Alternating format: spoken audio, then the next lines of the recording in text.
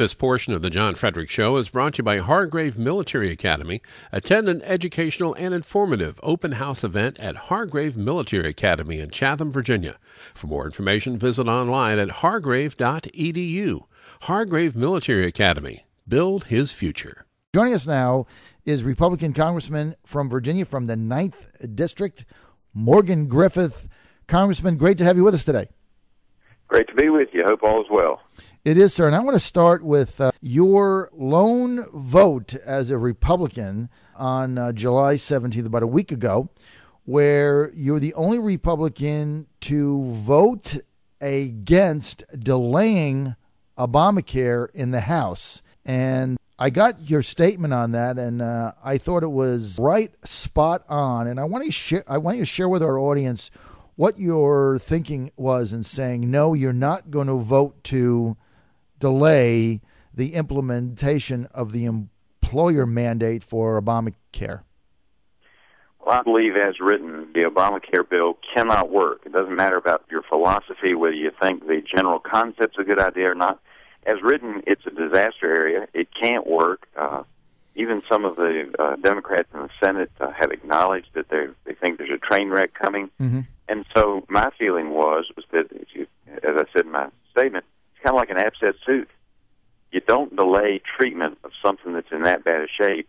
You take care of it now.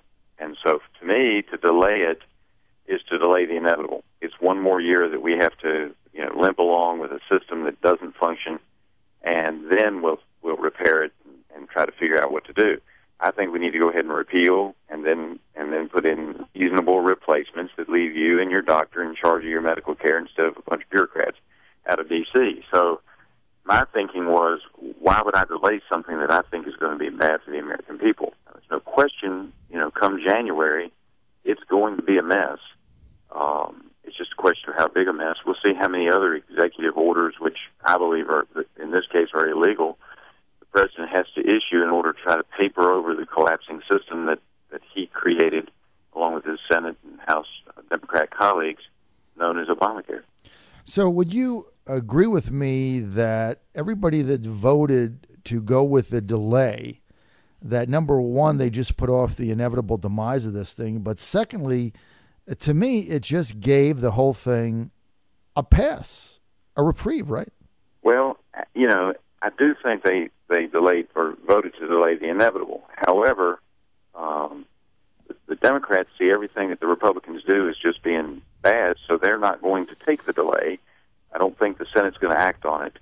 And as a result of that, I think there's probably no harm, no foul. But philosophically, I felt like, that this was where I was and that I would vote that way. Look, I understand all of my colleagues and friends voting to delay. They see what's going to happen to the American people. Mm-hmm. And, it's always an easy thing to say, well, let's put that painful thing off. Right. And I understand that and frankly agree that that's probably better in the short run, but I'm looking out long term, and I think we're probably better off to let the American people see just what a disaster this program really is. The Democrats voted for it. The Republicans didn't support this plan from the very get-go. Mm-hmm. It's exactly what the Democrats said they wanted. Let's see them make it work. I don't think they can, and they don't think they can, which is why you've had all kinds of delays and waivers and things that weren't included in the original bill that the president has done by executive fiat. And it'll be interesting to see if there are any court challenges to that. Well, I have to say that I commend your vote on that, because I was in favor of just letting the thing go forward and have the train wreck, and I think it could have been solved in the midterms. Now it's put off to that, and it's kind of going off the table in some areas. So I think you were right, spot on with that, Congressman, no doubt. Why don't we turn to immigration?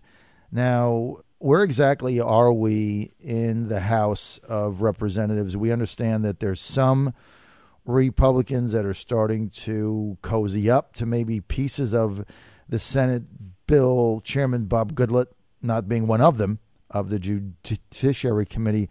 Where are we in the House now on this? Well, I think that Bob is going to take an approach where we do pieces of different parts of reforms. Our system is in a mess. There's no question about that, and it needs to be fixed. It's way too complicated, even for those folks who want to come in legally. We put so many roadblocks and complications, as the federal government always does. It over-regulates things. And for those folks who want to come here legally, who qualify, we want them to be able to share in the American dream. That being said, first thing we've got to do is make sure that our borders are protected, and then we work on things where we have, the migrant worker program needs to be reformed. We need to figure out why, in Great Britain, the vast majority of people who are allowed to immigrate legally have college degrees or advanced degrees. In the United States, the reverse is true. Mm-hmm. And what we want to do is go back to being the place where the people with the brains want to come. And in many cases, we educate them and then tell them they can't come here to participate in the American dream. We want those smart people from all over the world being our immigrants, the people who come in here, because they will help build a stronger America. Mm-hmm. So we're going to work on that. There's a lot of things like that we can do, but I don't think you're going to see the House moving in any direction of amnesty or anything like that anytime soon. While it's an issue that needs to be dealt with, first we need to make sure that we have a legitimate border control system and a system that tracks people, because a huge number of the people who are here illegally come in legally on a visa and then overstay their visa. And right now it's not even a crime to overstay your visa, or it's not a felony. And so what we're going to do is we're going to improve those laws, and we're going to start tracking those folks who come in on a legitimate visa to make sure that when it's time for them to go, they leave. So if there is inaction short-term by the House and we get into the midterms and nothing has passed, do you think Republicans will get hammered at the polls as a result of that? I don't think so. Now, you have to look at that on a district-by-district basis. There may be some districts where there will be a lot of concern.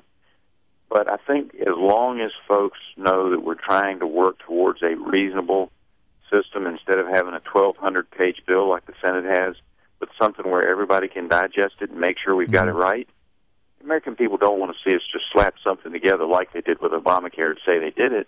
They want to see us do something that makes sense for the United States of America, both short-term and long-term, so that we don't continue to have this problem long-term, and so that we can allow those folks that we want in the country in without having as much red tape as we currently have. Congressman, in a newsletter that you published on Monday, you called a segment of it Federalism and George Zimmerman. Can you break that down for us? I can, and folks often want to get into the various underlying issues. I'm not doing that. But what I did say in there is that we need to understand the founding fathers looked at this. Each of the individual states were sovereigns. That means that they had their own rule, and they ceded some of that authority to the federal government, creating a separate sovereign.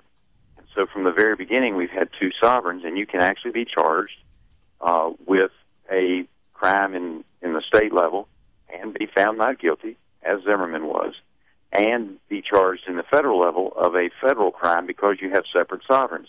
Now, the federal government, and this was kind of the point, the federal government often overlooks the fact that the states are, in fact, separate sovereigns, and everything shouldn't be dictated by the federal government. And this is an example where, the federal government recognizes the separate sovereign concept and doctrine, and it is appropriate for them to look at it. Now, whether or not they should take action, that's a completely different story. As you pointed out this morning, maybe if they look into it and get it over with, we won't have to deal with that issue anymore. But it is something I think people need to understand, that this was part of the concept, that we have, each state is a sovereign and the federal government is a sovereign. So it's two different actions. So what happens if the federal government gets done with its analysis, investigation, call it what you will, and says, well, there isn't anything there? Then what happens? That's the end of it, right? That's the end of it. That's correct. Right. So you agree with me then that it's the right thing for the federal government to do what they have to do so we can get to the bottom of it and hopefully put this thing behind us one way or the other. Congressman, if I may, let's get to coal. A recent piece in the Wall Street Journal surprisingly pointed out that Asia is growing their utilization of coal to an astonishing degree safely, where on the other hand, we can't seem to get a single coal plant in Virginia fired up. Well, what's the deal here? Well, it's regulation. This administration has made it very clear that they want to bankrupt the coal industry. They want to eliminate carbon fuels. The president said so when he was running in 2008. And what that does is that raises the costs on every American in every aspect of our lives because it makes our energy cost more. And, he said in that interview the president did in the San Francisco Chronicle on January 17th of 2008, he said that, they'll have to retrofit their operations. He both mentioned coal and natural gas, and he said that will cost money. They will pass that money on to the consumers. Mm-hmm. Well, I don't know who he thinks the consumers are, but I think that's middle-class America, yep. The poor and the wealthy. But, of course, the wealthy can afford it better than the poor and the middle class. And so, every one of our households is going to take a hit from it. The other nations of the world, even Germany, are looking at using coal. We have some wonderful clean coal technology. We've got a new plant opened in Virginia last year that's very, very efficient. And under the new regs that the president is pushing for, we won't be able to open any new coal-powered plants, and many of our other plants will either have to close down, go out of business, etc.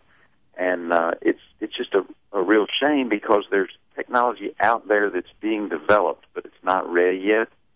Maybe, it looks like to me 7 to 10 years we should be ready for major production with clean coal technology. We ought to be using and putting our resources there instead of shutting down our factories and shutting down our businesses and making folks have real problems. The railroads laid off some people because they haul coal. A lot of the businesses in my district, because we are a coal district, but it's not just the coal counties.